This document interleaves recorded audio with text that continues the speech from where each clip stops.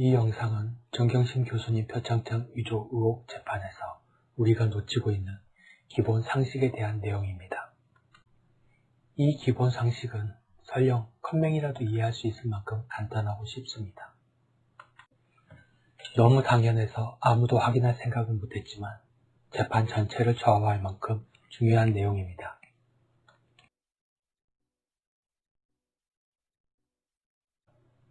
정경심 교수님 표창장 위조 의혹 재판의 개요.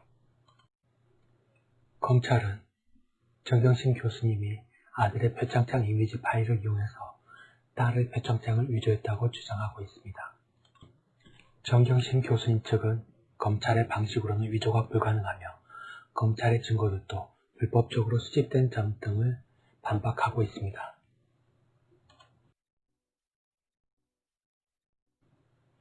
이 재판의 문제점들은 다음과 같습니다. 1. 판사가 컴맹이어서 이해를 못하거나 2. 전문가들이 증거를 자세히 보지 못하고 검찰의 주장만을 검토하고 있다는 것입니다. 법원이 검찰의 주장을 받아준 데에는 그럴 만한 이유가 있을 거라는 선입견 때문에 가장 기본적인 상식은 확인하지 않은 것입니다.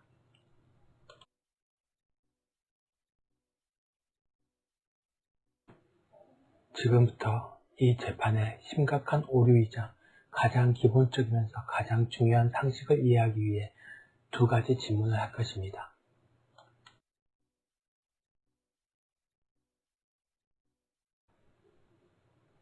질문 1. 손으로 직인을 찍은 경우 보기의 직인과 같은 직인은 무엇일까요? 1번 일부 뭉침, 2번 우측으로 번짐, 3번 일부 흐림, 4번 전체적으로 진함, 5번 전체적으로 흐림. 정답은 모두 같다고 볼 수 있다는 것입니다.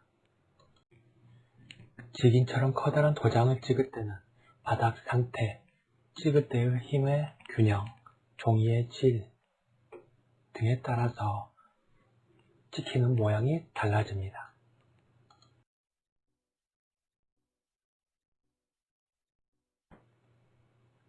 질문 2.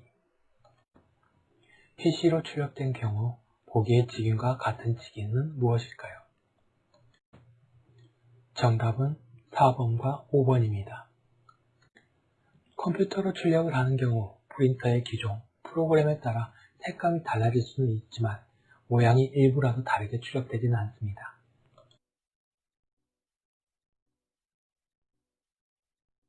우리가 놓치고 있던 기본 상식은 컴퓨터로 출력한 것은 세밀한 부분까지 원본과 동일하다는 것입니다. 컴퓨터를 이용해서 원본 직인을 복제했다면 몇 장을 출력해도 사소한 부분까지 똑같은 직인이 출력되어야 합니다. 컴퓨터와 레이저 프린터를 이용하면 정밀한 지폐도 똑같이 몇 장이든 출력할 수 있습니다.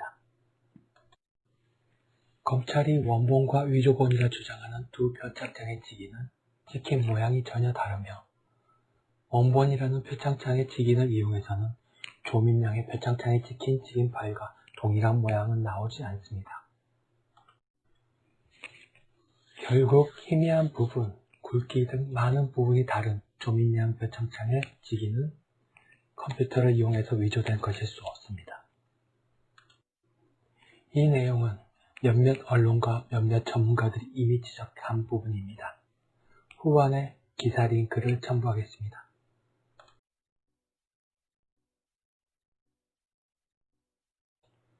검찰의 주장대로 표창장이 위조되었다면 원본의 직인과 세밀한 부분까지 형태가 정확히 일치해야 합니다. 그래픽 프로그램을 잘 다루는 사람은 직인만 따로 복제하는 것도 가능합니다. 그러나 이 경우에도 원본의 직인과 정확히 일치하는 직인이 되어야 합니다. 만에 하나 들켰을 때를 위해 일부러 다르게 복제하는 일은 거의 없습니다. 일부러 다르게 수정하는 것은 어색한 흔적이 남을 수 있기 때문입니다.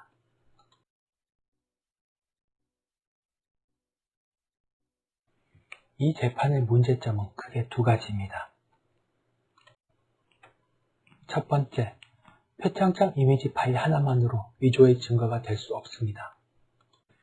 검찰의 이런 주장이 인정된다면 온라인으로 자료를 제출한 이력이 있는 대부분의 대한민국 국민들을 위조 혐의로 구속수사할 수 있게 됩니다.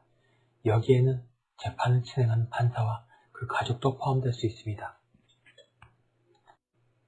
즉, 검찰의 주장은 위조 범죄에 대한 보편적인 기준이 될 수 없습니다.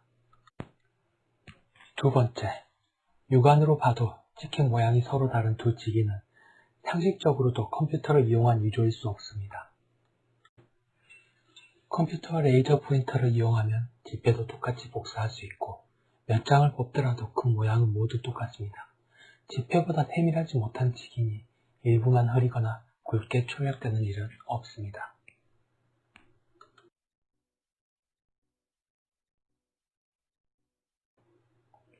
이 사실은 앞서 말한 것처럼 몇몇 언론과 전문가들에 의해 언급되기도 했습니다.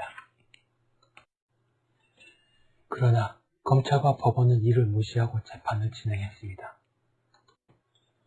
표창장 위조가 사실이라고 해도 심각하게 다룰 만한 범죄 사실도 없습니다.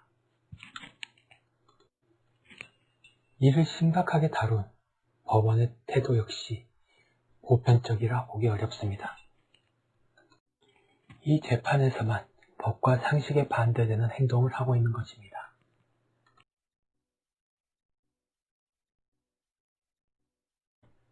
결론. 두 표창장의 직위는 눈으로만 봐도 누구나 찍힌 방법이 다르다고 말할 것입니다. 그런데 법원 관계자들이 위조라고 받아준 이유는 상식에 의한 것일까요? 아니면 검찰과의 관계를 위한 것일까요? 법원이 표창장 위조 재판을 다루는 방식 또한 보편적이고 상식적이었을까요? 만약 위조가 사실이라고 해도 큰 피해가 있는 것도 아닌데 중범죄처럼 다루는 것이 정당할까요?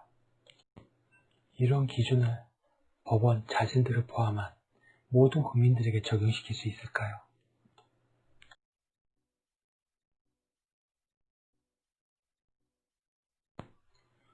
컴퓨터와 프린터를 사용해서 직위를 복제하면 사소한 부분까지 똑같이 복제가 된다는 것은 기본 상식입니다.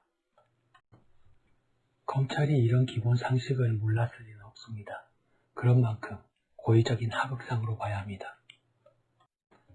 검찰의 이런 행동을 지시해온 검찰청장은 정치 권력을 목표로 하고 있습니다. 권력 쟁탈을 위한 하극상과 권력 남용, 불법 수사 등은 검찰의 내란 또는 쿠데타로 봐야 한다고 생각합니다. 설령 몰랐다는 말을 믿어주더라도 직무를 수행할 능력이 현저히 부족한 자들을 법조인으로 놔둬서는 안 된다고 생각합니다.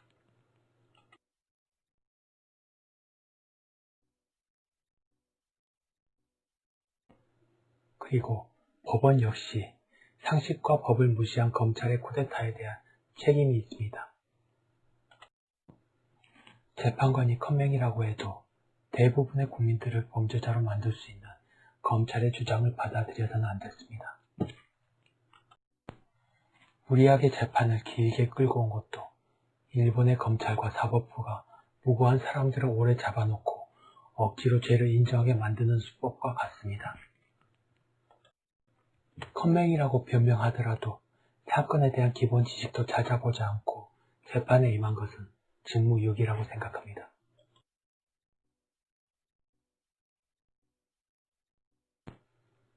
관련 기사 첨부.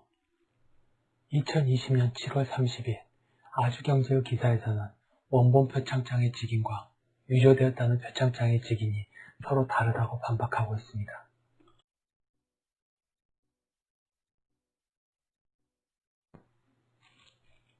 기사에 실린 사진을 보면 알 수 있듯이 두 직위는 서로 다른 부분이 많습니다. 컴퓨터로 사용해서 위조를 했다면 절대 있을 수 없는 일입니다.